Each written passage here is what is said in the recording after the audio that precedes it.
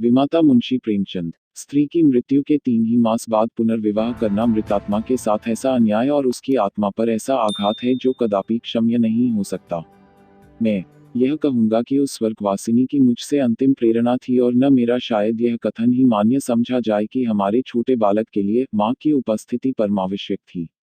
परंतु इस विषय में मेरी आत्मा निर्मल है और मैं आशा करता हूं कि स्वर्गलोक में मेरे इस कार्य की निर्दय आलोचना न की जाएगी। सारांश यह कि मैंने विवाह किया और यद्यपि एक नव विवाहिता वधू को मातृत्व उपदेश बेसुरा राग था, पर मैंने पहले ही दिन अम्बा से कह द या कि मैंने तुमसे केवल इस अभिप्राय से विवाह किया है कि तुम मेरे भोले बालक की मां बनो और उसके हृदय से उसकी मां की मृत्यु का शोक भुला दो। 2 मास व्यतीत हो गए। मैं संध्या समय मुन्नू को साथ लेकर वायुसा वन को जाया करता था। लौटते समय कतिपय मित्रों से भेंट भी कर लिया करता था। उन संगतों में मुन्नू श्यामा की भांति चहकता। वास्तव में इन संगतों से मेरा अभिप्राय मनोविनोद नहीं, केवल मुन्नू के असाधारण बुद्धि चमत्कार को प्रदर्शित करना था। मेरे मित्रगण जब मुन्नू को प्यार करते और उसकी विलक्षण बुद्धि की सराहना करते तो मेरा हृदय बांसों उछलने लगता था। एक दिन मैं मुन्नू के साथ बाबू ज्वाला सिंह के घर बैठा हुआ था। ये मेरे परम मित्र थे। मुझमें और उनमें कुछ भेदभाव न था। इसका अर्थ यह नहीं है कि हम अपनी क्षुद्रताएं, अपने पारिवारिक कलहादी और अपनी आर्थिक कठिनाइयां बयान किया करते थे। नहीं, हम इन मुलाकातों में भी अपनी प्रतिष्ठा की रक्षा करते थे और अपनी दुरवस्था का जिक्र कभी हमारी जबान पर न आता था। अपनी कालिमाओं को सदैव छिपाते थे। एकता में भी भेद था और घनिष्ठता में भी अंतर। अचानक बाबू ज्वाला सिंह ने मुन्नू से पूछा, क यूं तुम्हारी अम्मा तुम्हें खूब प्यार करती हैं न? मैंने मुस्कराकर मुन्नू की ओर देखा। उसके उत्तर के विषय में मुझे कोई संदेह न था। मैं भली भांति जानता था कि अम्मा उसे बहुत प्यार करती है।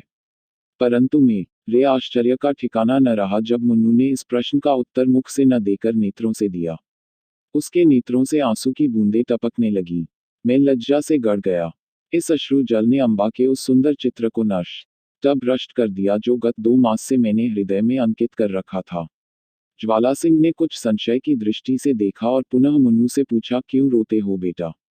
मुन्नू बोला, रोता नहीं हूं, आंखों में धुआं लग गया था। ज्वाला सिंह का विमाता की ममता पर संदेह करना स्वाभाविक बात थी, परंतु वास्तव में मुझे भी संदेह हो गया। अम्बा सहृदयता और स्नेह की वह देवी नहीं है, जिसकी सराहना करते मेरी जिना न थकती थी। वहां स उठा तो मेरा हृदय भरा हुआ था और लज्जा से माथा न उठता था। मैं घर की ओर चला तो मन में विचार करने लगा कि किस प्रकार अपने क्रोध को प्रकट करूं। क्यों न मुंह ढांक कर सो रहूं। अम्बा जब पूछे तो कठोरता से कह दूं कि सिर में पीड़ा है। मुझे तंग मत करो।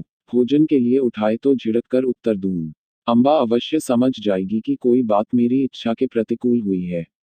मेरे पांव पकड़ने लगेगी। उस समय अपनी व्यंग्यपूर्ण बातों से उसका हृदय बे डालूंगा।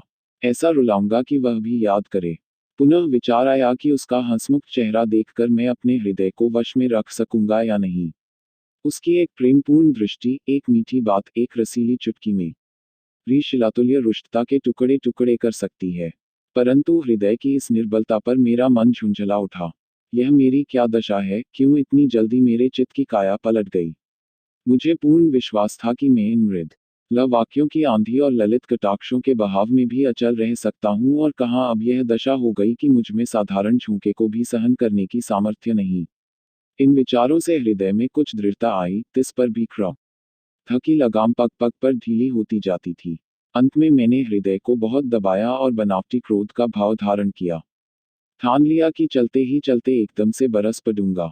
ऐसा न हो कि विलंबरूपी वायु इस क्रोधरूपी मेघ को उड़ा ले जाए। परंतु ज्यों ही घर पहुंचा, अम्बा ने दौड़कर मुन्नू को गोदी में ले लिया और प्यार से सने हुए कोमल स्वर से बोली, आज तुम इतनी देर तक कहाँ घूमते रहे?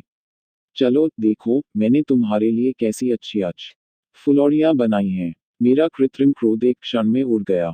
मैंने विचार किया, इस देवी पर क्रोध करना भारी अत्याचार है।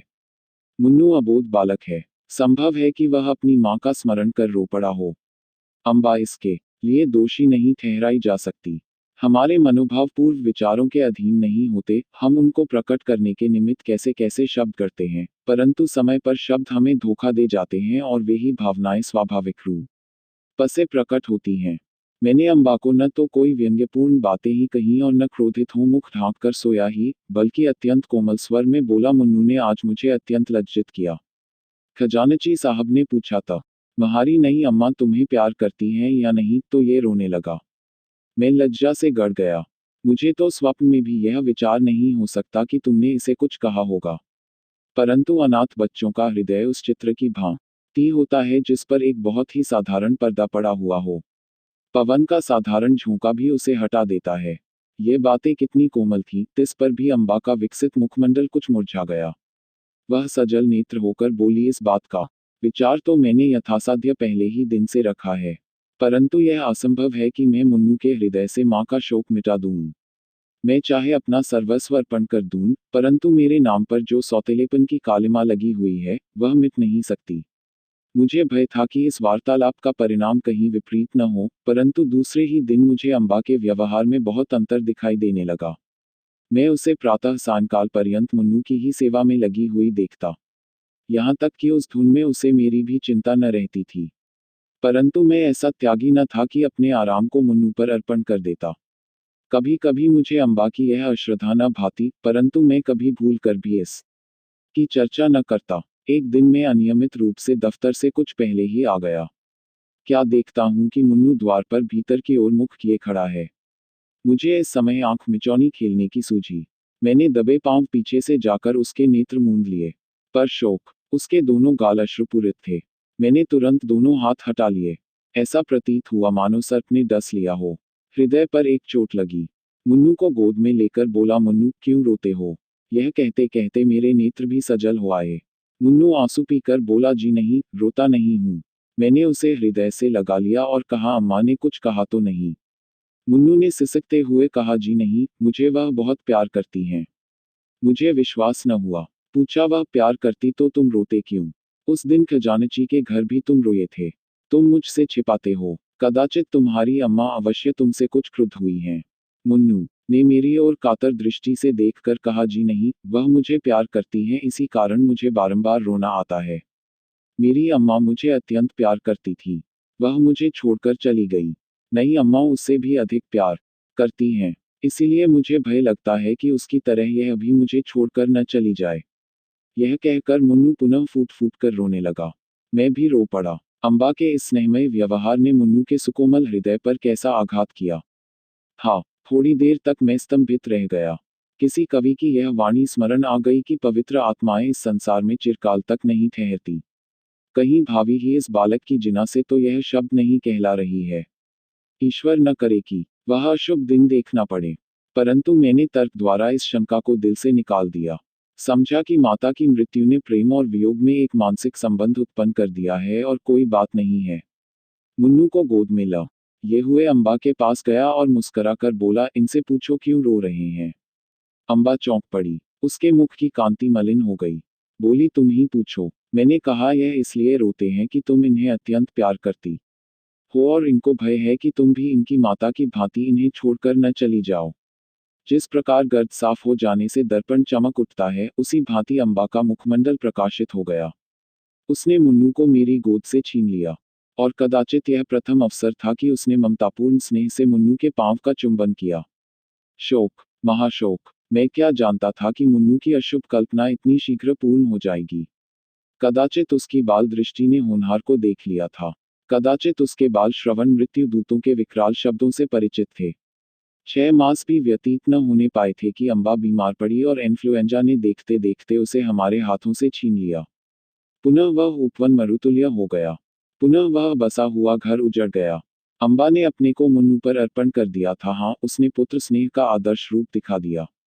शीतकाल था और वह घड़ी रात्रि शेष रहते ही मुन्नू के ल एक प्रातः काल का भोजन बनाने उठती थी।